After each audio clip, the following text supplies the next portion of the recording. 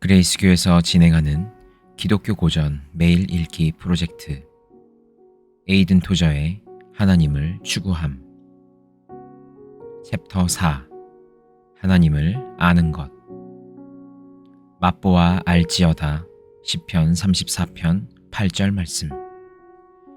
사람들의 하나님에 대한 신앙의 특성이 있는데 바로 추론적이라는 것입니다.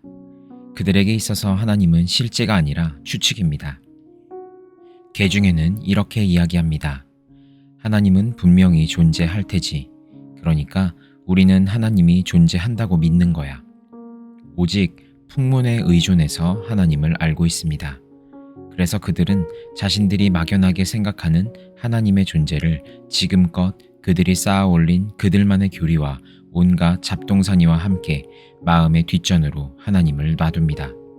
그저 하나님이라는 존재는 알아가기 위한 존재가 아닌 자신의 삶의 풍요로움을 위한 추진력으로만 알기 원하고 그렇게 사용합니다.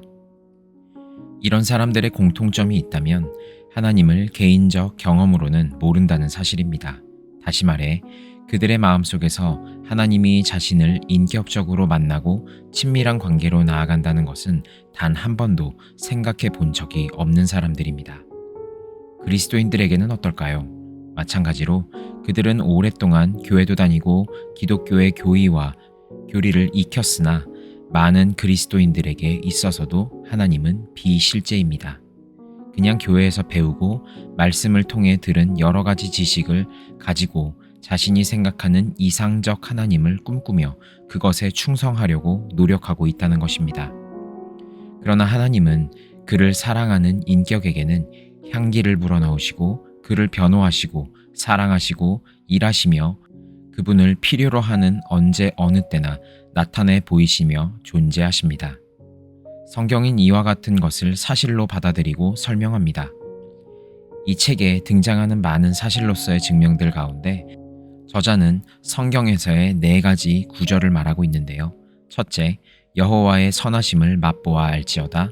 둘째, 왕의 모든 옷은 몰약과 침향과 육개의 향기가 있으며. 셋째, 내 양은 내 음성을 들으며. 넷째, 심령이 가난한 자는 복이 있나니 라고 이야기합니다. 이와 같이 성경은 하나님을 영적으로 아는 것을 우리가 보이는 사물을 알 때와 같은 정도로 친밀하게 하나님이 우리 가운데 역사하시고 계시다는 것을 부연 설명합니다. 그러나 이러한 원리와 사실을 깨닫기 위해 선행되어야 하는 것은 영적 기능을 다시 깨우는 것입니다. 우리는 죄로 인해 영적 알람 기능에 타격을 입었기 때문입니다. 그러나 성령으로 인해 다시 소생될 수 있다고 저자는 이야기합니다. 다시 말해 죄가 우리를 하나님에게서 멀어지게 했으나 십자가에 달리신 그리스도의 구속이 다시 우리를 그분의 역사 속으로 들어오게 했다는 것입니다. 그런데 문제는 흔히 말해 구속받은 하나님의 자녀들이라고 불리우는 자들은 여전히 성령이 제공하는 끊임없고 의식하게 하는 하나님과의 교제에 대해 조금밖에 알지 못하는 것인가 하는 것입니다. 그 대답은 아쉽게도 만성적인 불신 때문입니다. 죄로 인해 타격받은 영적 감각이 무뎌진 것이 우리의 습성이 되어 버렸다는 것입니다. 무감각해져 버렸습니다. 그렇기에 이 모든 것들을 다시 살리기 위해서는 그 실제를 믿기 시작하는 순간부터 우리에게 다시 생생하게 살아나는 것입니다. 따라서 우리는 믿는다는 단어와 실제라는 단어를 주목하여 볼 필요가 있습니다. 실제는 무엇을 의미할까요? 책은 어떤 사람이 생각할 수 있는 어떤 개념과도 독립되게 존재하는 것, 또한 아무 곳에서 아무도 그것에 관해 생각하는 사람이 없을지라도 존재할 그런 것을 의미한다고 설명합니다. 그러나 이 실제라는 개념은 지금 현 세상에서는 자주 무시당하고 있습니다. 지성 이외에는 그 어떤 것도 실제하지 않는다고 외치는 사람들에 의해서 말입니다. 그들은 이상주의자들이고 상대론자들입니다. 그들은 실제의 개념을 외치는 사람들을 절대론자라고 조소하며 비난합니다. 하지만 실제의 의미를 정확히 알고 있는 그리스도인들은 이러한 그들의 조롱에 당황하지 않습니다. 그 이유는 하나님께서 계신다는 것을 알기 때문입니다. 그리고 하나님은 우리들이 인간 삶의 모든 목적을 위해 존재하며 우리는 그것에 따라 행동하도록 창조되었다는 것을 압니다. 저자는 계속해서 실제를 아는 사람과 모르는 사람들을 비교함으로써 실제의 정당성에 대해서 설명합니다. 실제를 모르는 사람들에게도 이 개념이 미치긴 하였으나 그들의 머리에까지만 도달했지 삶 속에까지 미치지는 못한다고 말합니다. 그러나 실제를 아는 그리스도인들은 여기에 매우 진지하기에 자신의 유익을 위하여 개념을 가지고 장난하지 않습니다. 그 믿음으로 일어나고 않습니다. 그렇기에 그리스도인들은 모든 상황들 속에서 하나님께서 주신 실제의 개념을 느낍니다. 이에 대해 저자는 자연의 구체적인 표현을 예로 듭니다. 저는 이 부분이 참 인상 깊었습니다. 인용하자면 이렇습니다. 그리스도인들은 땅 위에 서서 얼굴 위로 바람과 비를 느끼며 그것들이 실제임을 압니다. 그들은 낮에 해와 밤에 별을 봅니다. 그들은 천둥치는 검은 구름에서 발하는 뜨거운 번개를 봅니다. 그들은 자연의 소리를 들으며 인간의 기쁨과 고통의 소리를 듣습니다. 이러한 것들이 실제하는 것임을 그들은 압니다. 그는 밤에 차가워진 대지 위에 누워 자는 동안 세상이 환영임이 증명되거나 꺼져버리거나 할 것을 두려워하지 않습니다. 아침에 그의 밑에 단단한 대지가 있을 것이며 푸른 하늘이 그의 위에, 바위와 나무들이 그의 주위에 전날 밤 그가 눈을 감을 때와 마찬가지로 있을 것입니다.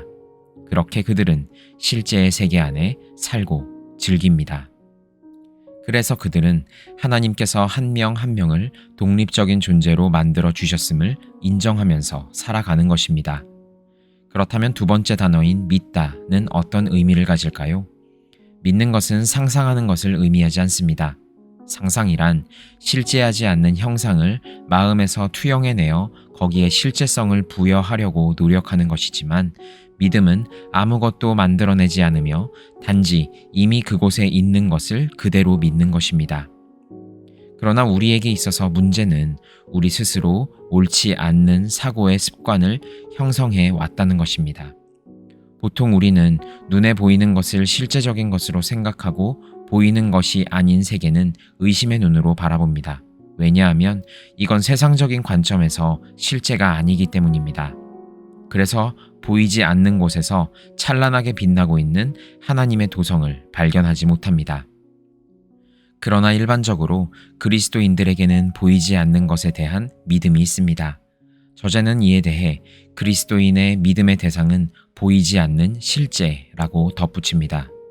따라서 하나님을 추구하기 위해서는 우리의 영적인 것을 무시하는 나쁜 습관을 깨뜨려야만 합니다. 저자는 우리는 우리의 관심을 보이는 것에서 보이지 않는 것으로 옮겨야만 한다고 말합니다. 그래서 진정으로 하나님을 따르기 원한다면 내세를 추구해야 하는 것입니다. 사실 세상이 말하고 세상이 반대하는 길을 걷는 것이 내세입니다. 그래서 사람들은 그 말을 하는 그리스도인들을 조롱하고 경멸합니다. 그러나 그런 중에도 그리스도인들은 내세의 삶을 인정하는 것을 선택합니다. 세상 사람 모두가 조롱한다 할지라도 우리는 선택합니다. 왜냐하면 그것이 우리의 거룩한 바람의 대상이기 때문입니다. 그리고 이 내세의 마음은 미래가 아니라 현재입니다. 더 정확히 말하자면 현재 진행입니다. 왜냐하면 하나님의 은혜는 과거로부터 지금까지 여전히 우리 가운데서 흘러가고 있기 때문입니다. 내세를 미래에 가두는 순간 하나님을 추구하는 마음은 이상주의로 바뀌어 버리게 됩니다. 우리가 하나님께 초점을 맞추기 시작할 때 영의 사실들이 우리 눈앞에 모습을 나타나게 될 것입니다. 그리스도의 말씀에 순종하는 것, 마음이 청결한 자에게 주어진 하나님을 볼 수 있는 놀라운 영적 지각이 열리게 될 것입니다. 하나님을 실제적으로 맛보고 내적으로 느낄 수 있게 될 것입니다. 기도. 하나님, 제 안에 있는 모든 능력을 소생시키셔서 영원한 것들을 붙잡게 하옵소서. 저의 눈을 열어 보게 하옵시고 날카로운 영적 지각을 주옵시며 주님을 맛보고 주님의 선함을 알 수 있게 하옵소서. 어떠한 세상 것들보다 하늘나라가 제게 좀 더 실제적이 되도록 하여 주옵소서. 예수님의 이름으로 기도합니다. 아멘.